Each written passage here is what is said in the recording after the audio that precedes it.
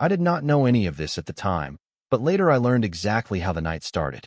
A man on a motorcycle rolled off the throttle, pulled in the clutch, hit the kill switch, and let the engine die.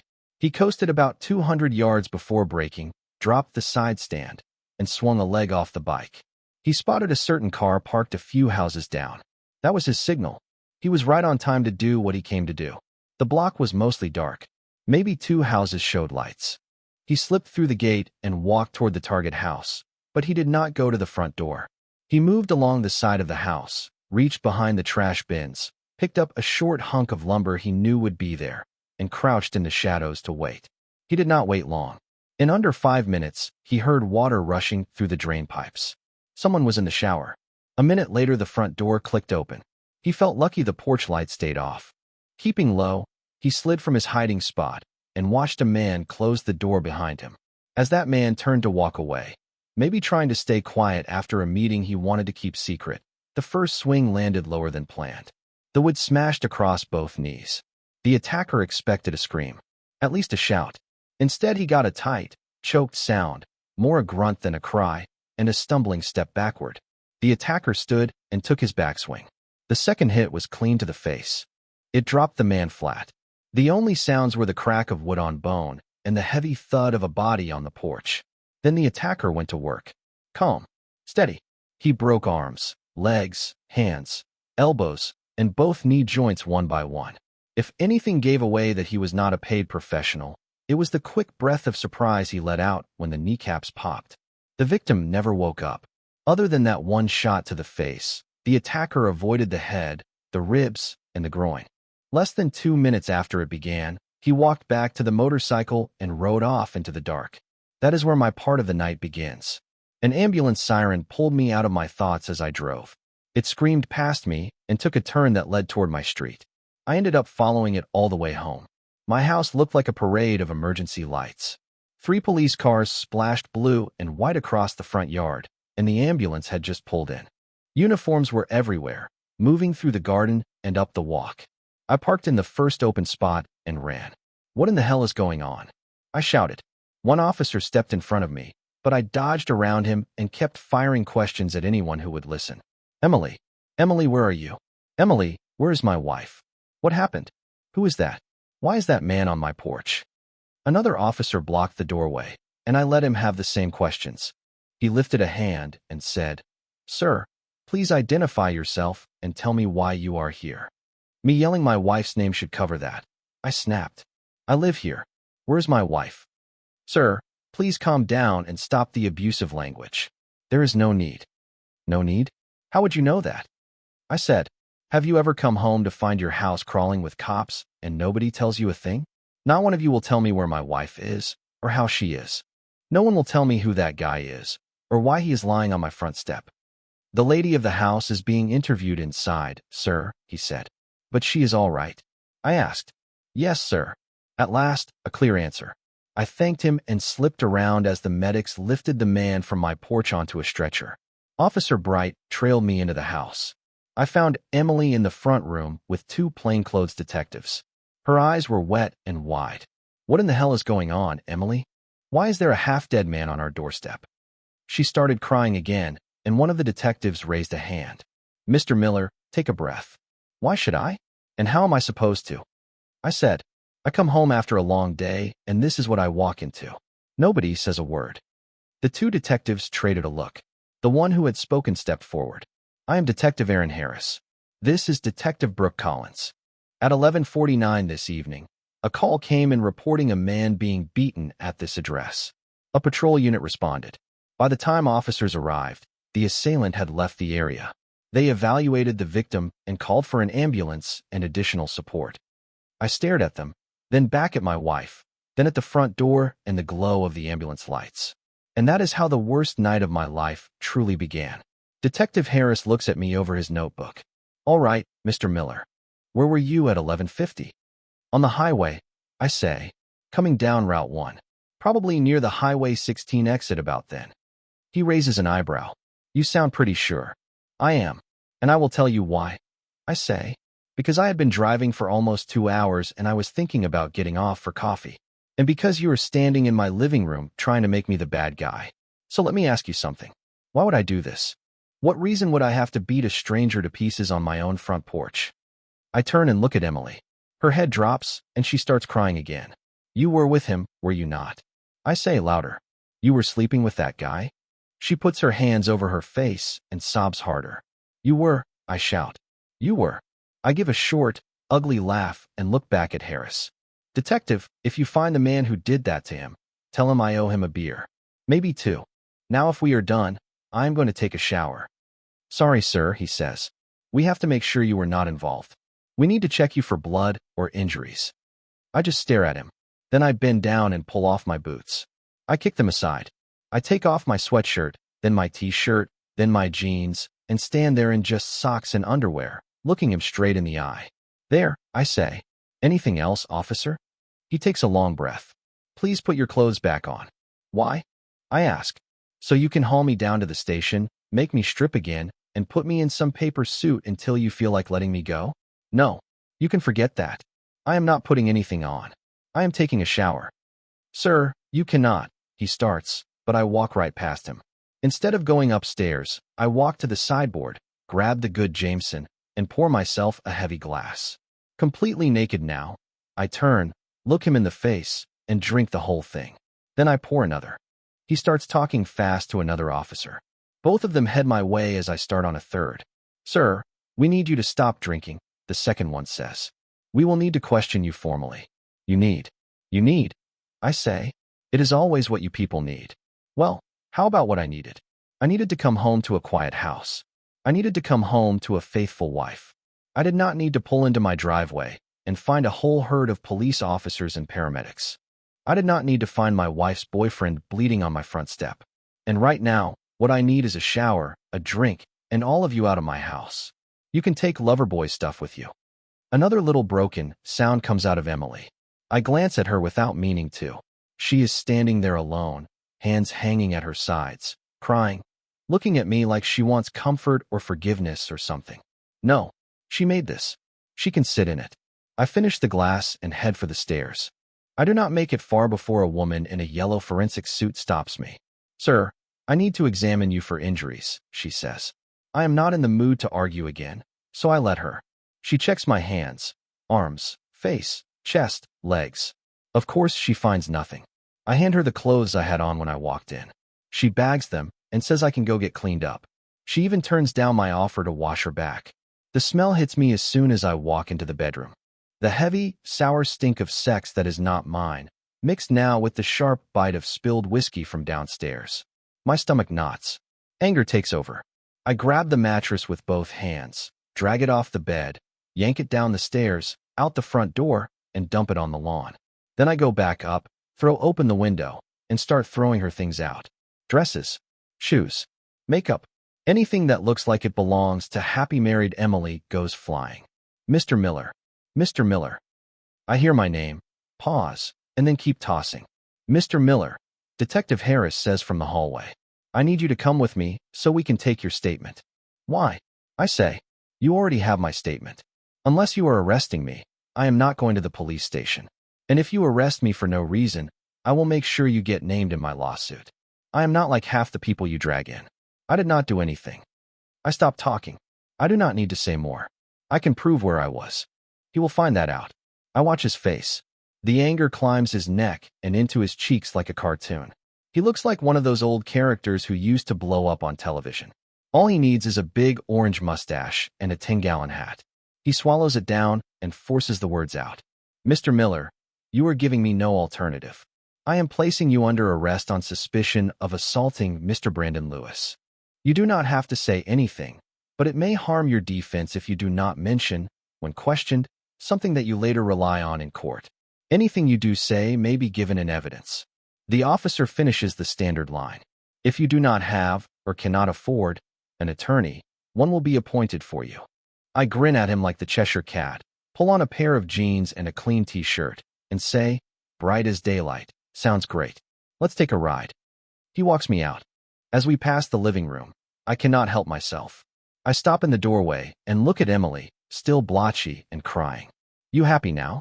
I say. Pick your junk up and get out. Go stay with your mom. Or whatever hotel you two use. Outside, two uniformed guys take me off his hands and put me in the back of the cruiser. As we pull away, the one in the passenger seat looks back. "You really did a number on that guy," he says. "Not saying I blame you. If some dude was with my wife, I would have done worse. If I had known about him," I say through my teeth, "I would have done a lot more than that." "Is he going to live?" "Do not know," he says. "Tell me this," I add. "That detective, Harris, is he always that much of a jerk?" Both of them kind of laugh under their breath, but nobody answers. We get to the station. They book me in, take my stuff, and dump me in a gray interview room. I expect a long wait, so I put my head down on my arms and try to sleep. Every time I start to drift off, somebody opens the door, moves a chair, coughs, pretends to get paper. It is on purpose. Finally, Detective Dipstick himself comes in and sits across from me. He asks again if I want a lawyer. I tell him no. He cautions me again and says the interview is being recorded. He says his name, my name, the time, for 57 in the morning, and says I am under arrest for aggravated assault and grievous bodily harm, and that they are considering attempted murder. He tells me again I really should get a lawyer. I tell him again I do not want one. Then he says, "Where were you at the time of the assault on Mr. Lewis?" I look at him like I am talking to a 5-year-old. I slow my words down. "Like I told you last night, Detective, I was driving home from Newcastle. I drove the whole way without stopping. An ambulance passed me on Huntington Road. I followed it right to my house. When I got there, I found a full flock of officers, yourself included, and a bleeding piece of garbage on my porch.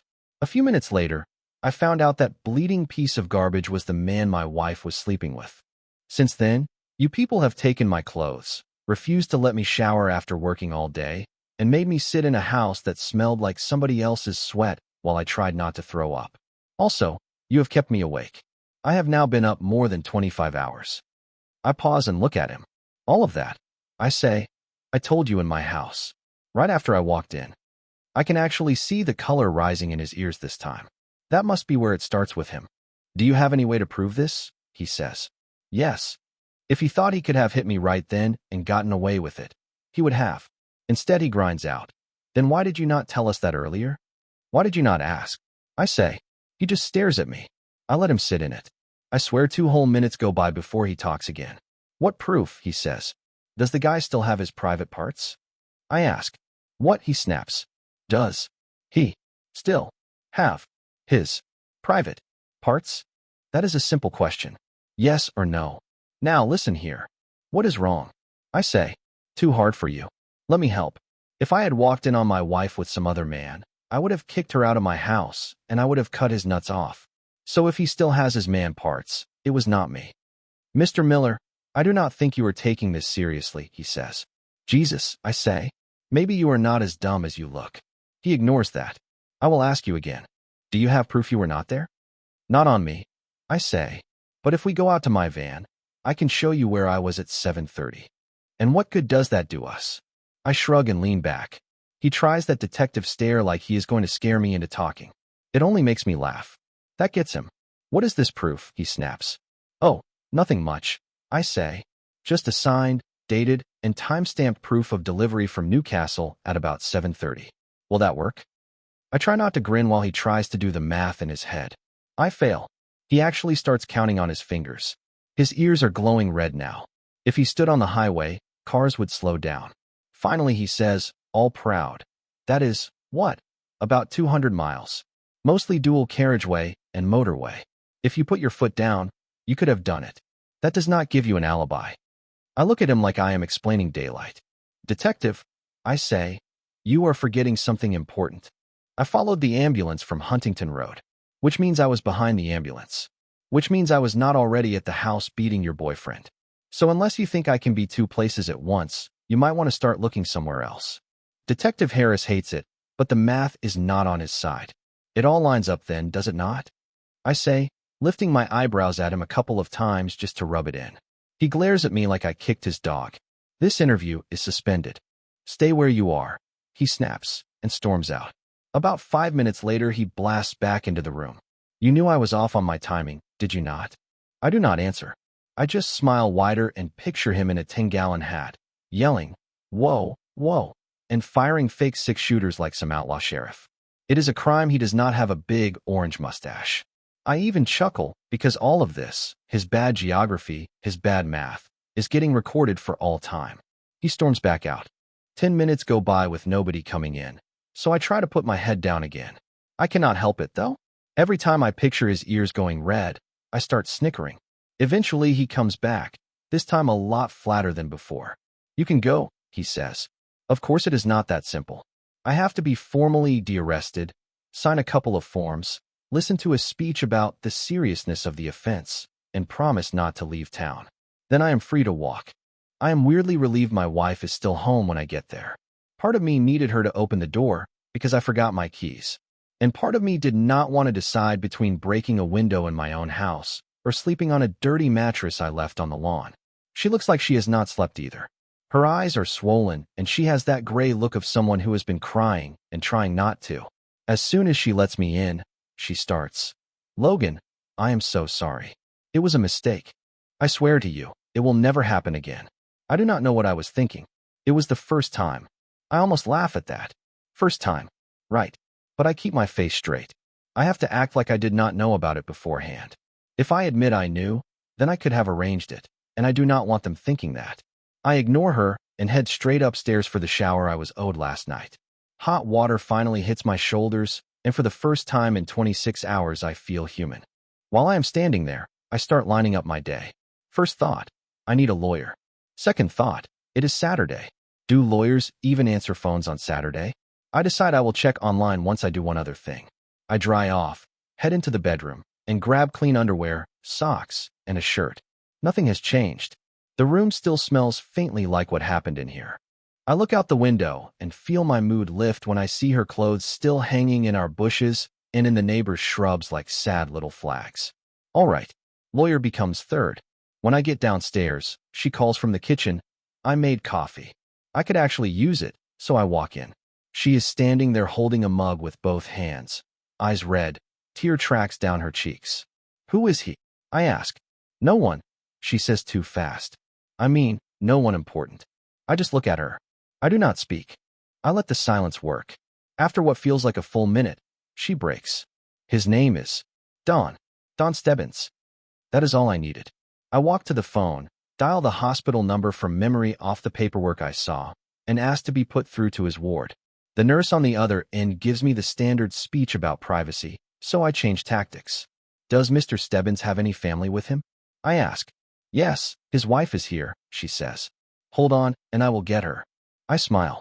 I can hear the click of her shoes on the floor as she walks away, and then back. The receiver gets picked up. "Hello, this is Julie Stebbins." "Who is this?" "Hi, Julie," I say in my nicest voice. "My name is Jake Miller. You do not know me, and your husband does not know me either. I am calling to tell you where I live." "I do not understand," she says. "Why would I want your address?" I say, glancing over at Emily watching me in horror.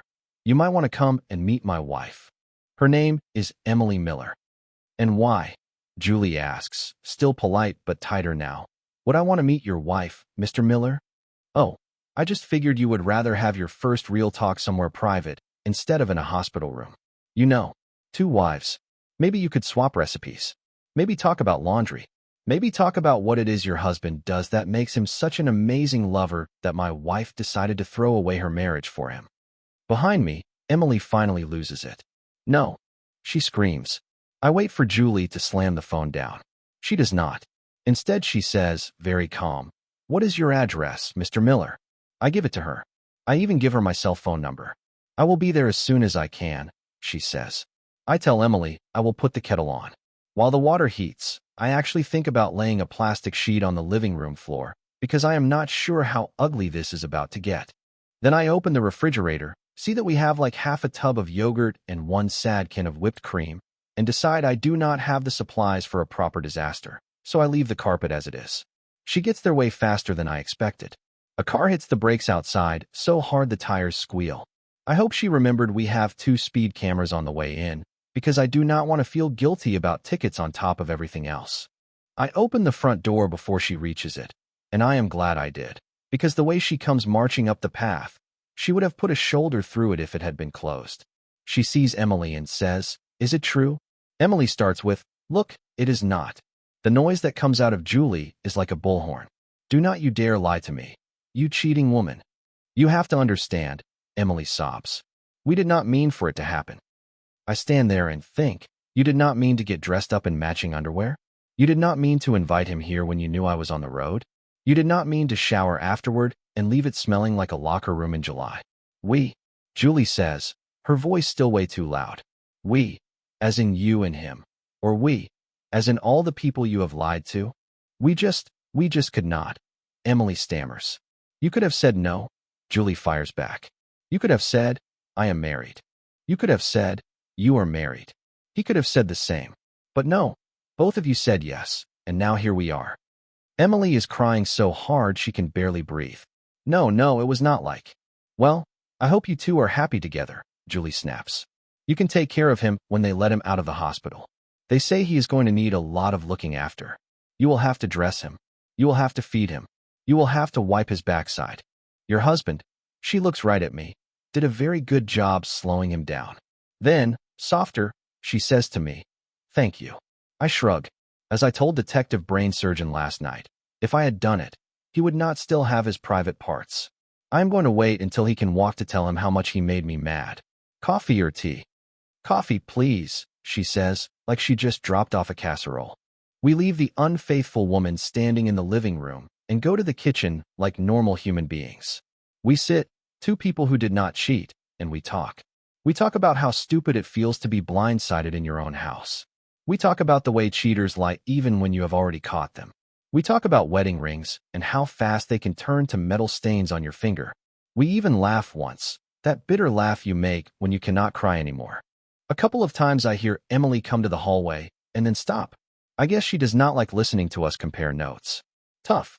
When Julie and I have said as much as two strangers can say on a Saturday morning about betrayal, I walk her to the front door. She thanks me again, says she will call me when she has talked to the doctors, and leaves. I follow her out, grab the nasty mattress from the front yard, and drag it around to the backyard so I do not give the neighbors a free show. Then I go back out front and start picking up Emily's clothes, shoes, belts, underwear, all the stuff I threw out the window. I pile it on top of the mattress. I grab her perfume, some framed photos, all the little bits and bobs that made this house ours, and I throw them on the pile too. Then I walk to the shed and come back with the green gasoline can. From inside the house I hear, no. I unscrew the cap and start pouring. The smell of gasoline climbs into the air. Emily comes running. Do you have a lighter? I ask her. And not the red one you hang in the window when I am out of town. Please do not, she begs. Do not burn my things. Please. I have one more job to do, I tell her. I was going to burn this first, but I will do the other thing and come back. Whatever is still here, I will burn. Please, Logan, do not. I am sorry. I love you. Yeah, I say. Sure you do. I do, she says, crying harder. I did not mean it. I did not think. Did not think what? I snap. Did not think I would find out? Did not think it mattered? No, what you did not think was that I mattered. You did not think your husband mattered. Please. Forget it, I say. Pick up your stuff and get out before I throw you on the pile with the rest of the trash. I go back inside, sit at the computer, and start looking up family law attorneys. Most are closed. It is Saturday. I find one I like, decent reviews, close to home, and make a note to call Monday morning.